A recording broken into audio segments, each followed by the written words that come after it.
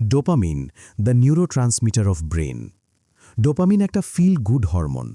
মানব মস্তিষ্ক শরীরে বহু সংখ্যক গুরুত্বপূর্ণ ভূমিকা পালন করে যাচ্ছে এই ডোপামিন। কিন্তু প্রযুক্তি বিশ্বে গত কয়েক বছর ধরেই শুরু হয়েছে ডোপামিন ফাস্টিং, অর্থাৎ ডোপামিন উপবাস। আস্তে আস্তে এই ট্রেন্ড সিলিকন ভ্যালি থেকে ছড়িয়ে যায় উন্নত বিশ্বের অনেক স্থানে। কারণ হিসেবে তারা বলছে ডোপামিন একটি মোটিভেটিং ব্রেন কেমিক্যাল। কোনো একটা কাজের জন্য মস্তিষ্ক থেকে ডোপামিন তখনই খরিত হয় যখন কেউ অনুভব করে যে কাজটা করলে সে আনন্দ পাবে। একে বলা হয় রিওয়ার্ড মোটিভেশন। বিষয়টাকে এমনভাবে বলা যেতে পারে যে অনুপ্রেরণার নামে ডোপামিন মানুষের কাজকর্মকে নিয়ন্ত্রণ করে। বহু ক্ষেত্রে ডোপামিন ফাস্টিং কেন ট্রেন্ডিংয়ে আছে আসছি সে কথা একটু পরে। কিছুদিন আগে একটা গ্রুপ কমিউনিটিতে পোস্ট করা হয়েছিল, খুব মনোযোগ দিয়ে কোনো কাজ করার সময় মনোযোগ বিঘ্ন হবার সম্ভাবনা সবচেয়ে বেশি কিসে? ম্যাক্সিমাম উত্তর এসেছে ইলেকট্রনিক গ্যাজেটসের নোটিফিকেশন।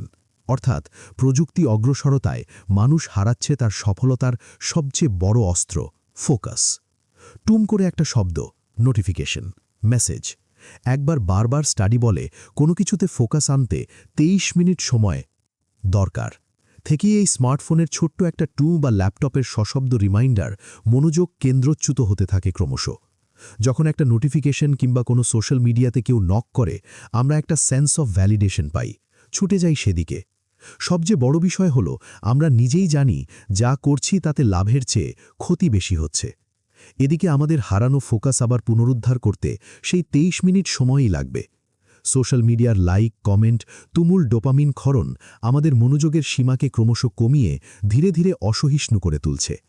একটা অদ্ভুত সন্তুষ্টিতে কিংবা মোহে ধীরে ধীরে এগিয়ে যাচ্ছি এক খাদের দিকে, যে খাদের নাম ওভার স্টিমুলেশন, বাংলায় অতি উদ্দীপনা।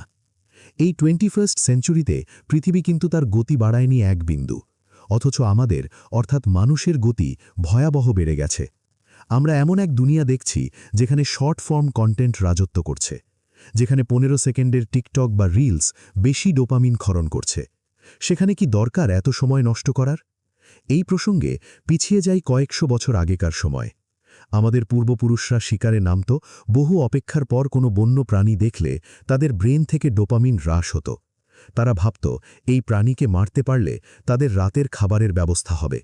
একটা প্রবল আনন্দের ব্যাপার, অর্থাৎ ডোপামিন তাদেরকে গাইড করত পরিশ্রমের কাজে, যেই কাজে দরকার একাগ্র ফোকাস।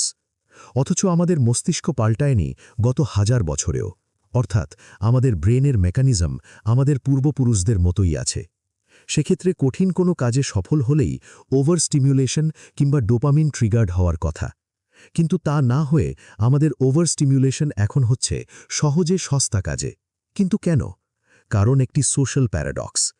বস্তুবাদী বলা হোক কিংবা বলা হোক টেকনোলজির অতি বাড়াবাড়ি, দ্রুত বদলাচ্ছে চারপাশ। ওভার স্টিমুলেশন এখন অনায়াসে অল্প পরিশ্রমে কিংবা কখনো কখনো পরিশ্রম ছাড়াই পাওয়া যাচ্ছে। আমাদের এখনকার পৃথিবীতে যেন সুপার নর্মাল স্টিমুলাইয়ের সরাছড়ি। সুপার নর্মাল স্টিমুলাই বিষয়টাই এমন, এটা ন্যাচুরাল বিষয়কে বাইপাস করে সেখানে আর্টিফিশিয়াল অন্য কিছুকে নিয়ে আসে। যেমন আপেল খাওয়া শরীরের জন্য ভালো, এটা নর্মাল স্টিমুলাই। কিন্তু সুপার নর্মাল স্টিমুলাই যা করবে, সে আপেলের বদলে প্রিজারভেটিভ মেশানো চটকদার আপেল জুস এনে অল্টারনেটিভ তৈরি করবে। কারণ এখনকার পৃথিবীতে সবকিছু ডিজাইন করা মানুষের সুখের কথা চিন্তা করে। খেয়াল করলে দেখবেন আমাদের চারপাশের আধুনিক প্রযুক্তিগুলিও এমনভাবে ডিজাইন করা যাতে ভাবনার চেয়ে ভাবনাহীন কাজগুলোতে ওভার স্টিমুলেশন তাড়াতাড়ি হয়। সোশ্যাল মিডিয়ার কথাই ধরুন না, ফেসবুকে আপনার কোনো পোস্টে বেশ ভালো ভালো কিছু লাইক কমেন্ট এলে আপনার মস্তিষ্ক থেকে ডোপামিন ক্ষরণ হয়। সোশ্যাল মিডিয়ার আপডেট না পেলে ফোমো চেকে বসছে। তারা হিউম্যান ব্রেনকে ম্যানিপুলেট করে ডোপামিন লেভেলকে কন্ট্রোল করে, অ্যালগোরিদম, মার্কেটিং আর অন্য সব ট্যাকটিক্সের মাধ্যমে। এই লুপের পার্শ্ব প্রতিক্রিয়া হচ্ছে আপনি ভালনারেবল হয়ে যাচ্ছেন, হারাচ্ছেন ফোকাস, আরও বেশি হতাশ হচ্ছেন। আশার ব্যাপার, বর্তমানে এই ডোপামিনের লুপ থেকে বেরোতে চাইছে অনেকে। এজন্যে জনপ্রিয় যে ট্রেন্ড ডোপামিন ডিটক্স, তার কথা তো একটু আগেই বললাম। যেই ডোপামিন ডিটক্স সোশ্যাল মিডিয়ার উপর নির্ভরশীলতা কমাতে বলে, সেই ডোপামিন ডিটক্স আবার ভাইরাল হয়েছে ওই সোশ্যাল মিডিয়াতে। শুধুমাত্র টিকটকে dopamine detox hashtag 20 million view পেয়েছে। ডিটক্স বলে যত বেশি প্রযুক্তির ওপর নির্ভরশীলতা কমানো যায় তত কম ডোপামিন ক্ষরণ করা সম্ভব। প্রশ্নটা কিন্তু সেখানেই, প্রযুক্তির উপর নির্ভরশীলতা ঠিক কতটুকু কমানো সম্ভব। অবধারিতভাবেই পরের প্রশ্ন, তাহলে কি করা যেতে পারে? যা করতে হবে তা হল অ্যালাইভ থাকা, ফ্লো স্টেটে থাকা। ফ্লো স্টেট মানে হচ্ছে মাইন্ড ও বডির মধ্যে নিরবিচ্ছিন্ন সংযোগ। আমরা যখন এটা করতে পারব, আমরা আমাদের কাজে আরও কেয়ারফুল হব, সজাগ হব এবং সবচেয়ে বেশি ফোকাসড হব। কিন্তু ফ্লো স্টেটের সবচেয়ে বড় সমস্যা, এটাকে কিন্তু সবসময় পাওয়া যায় না। এই ফ্লো স্টেটের জন্য অনেক সময় বেরিয়ে যেতে হয় কমফোর্ট জোন থেকে।